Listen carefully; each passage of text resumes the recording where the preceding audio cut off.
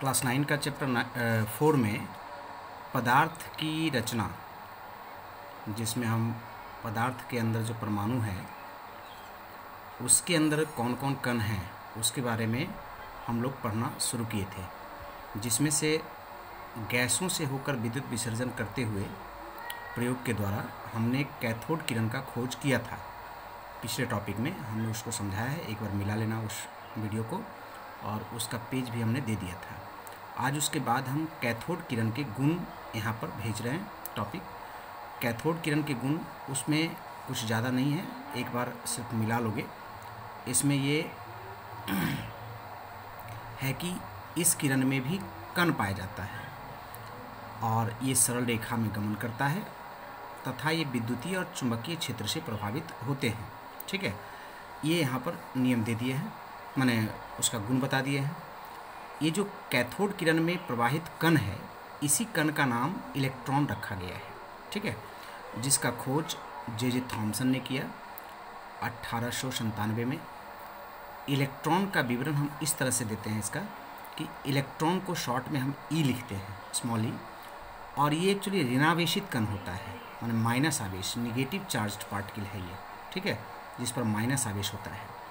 आवेश का परिमाण इसमें कितना है, तो यहाँ पर देखो दो आवेश लिखे हैं हम। पहले तो निरपेक्ष में ही दो लिखे हैं। निरपेक्ष आवेश से क्या तात्पर्य है? निरपेक्ष आवेश से तात्पर्य है कि जब हम किसी को मापते हैं तो किसी की तुलना करके जब मापेंगे तो उसको कहेंगे सापेक्ष आवेश, सापेक्ष। और जब बिना किसी की तुलना किए उसका खुद का अपना जो भी आवेश या भार होता है तो उसको निरपेक्ष कहते हैं। लेकिन जब दूसरे से तुलना करते हैं किसी के बराबर कितना गुना, ठीक है, तब उसमें हम लोग सापेक्ष कहते हैं। तो यहाँ पर निरपेक्ष जो है 1.6 माइनस में, देखो यहाँ ये माइनस है, 1.6 इंटू 10⁻⁻19 कूलम्ब में। और अगर ESU में करेंगे, एक और यूनिट होता है, तो -4.8 इंटू 10⁻⁻10 ESU होता है इसका निरपेक्ष मान आवेश, और सापेक्ष आवेश इसका -1 होता है। ठीक है, इसी तरह से इसकी मात्रा अगर हम बात करें निरपेक्ष, तो ये माइनस चिन्ह नहीं है, ये ऐसे डैश दिया हुआ है। 9.1 इंटू 10⁻31 kg या 9.1 इंटू 10⁻28 ग्राम में अगर करेंगे तो इतना होगा। और ये बाद में तुमको थोड़ा समझ में आएगा कि ये कितना छोटा होता है। अभी सिर्फ लिख करके रखो और हम इसको और बाद में एक्सप्लेन भी करेंगे। बहुत छोटा होता है, बहुत छोटा, इतना छोटा होता है कि एक परमाणु, जैसे हाइड्रोजन का एक परमाणु जितना है, उसकी तुलना में अगर हम बात करें तो उस परमाणु का भार से 1837वां टुकड़ा, मतलब भाग करेंगे। किसी किसी किताब में 1840वां भी लिखा रहता है तो कोई दिक्कत नहीं होगा। ठीक है, तो 1/1837वां भाग ये होता है इसका इलेक्ट्रॉन का सापेक्ष मात्रा। मतलब इसके बाद है, हम दूसरा टॉपिक देखेंगे धन किरण के बारे में और प्रोटॉन के बारे में। धन किरण का खोज कैसे हुआ, तो इसमें जैसा इलेक्ट्रॉन के खोज के लिए हमने प्रयोग किया था पिछले टॉपिक में, जिसमें ये चित्र हम यहाँ पर दिखा रहे हैं, ऐसा ही चित्र इलेक्ट्रॉन की खोज के लिए भी किया हुआ था, जिसमें कि एक बैटरी से, ये बंद विसर्ग नली है, ये वाला नली, ये बंद डिस्चार्ज ट्यूब है, इसमें दो, माने एक प्लस वाला तार से जोड़ करके एक प्लेट डाले हैं और एक माइनस वाला तार से जोड़ करके एक प्लेट डाले हैं।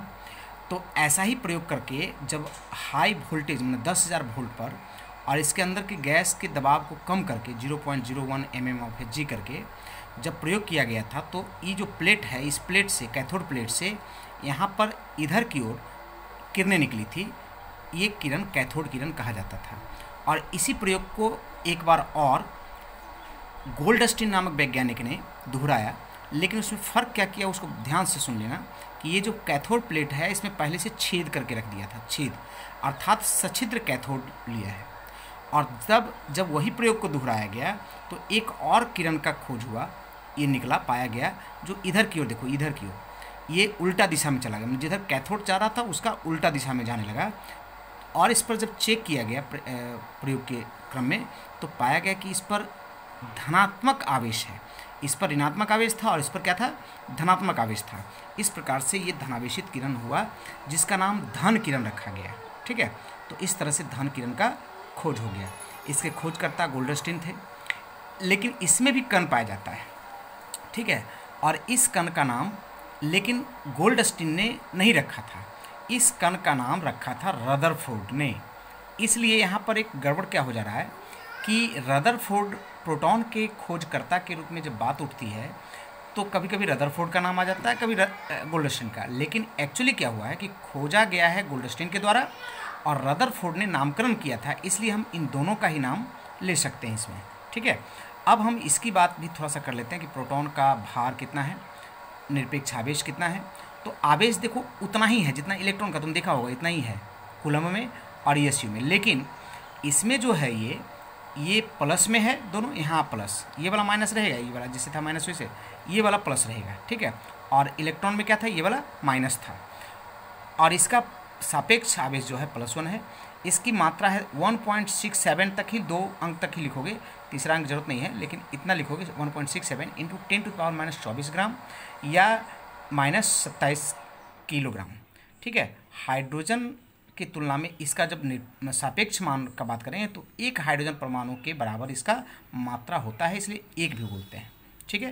तो आज इतना ही, फिर अगला टॉपिक कल करेंगे, ठीक है। ओके।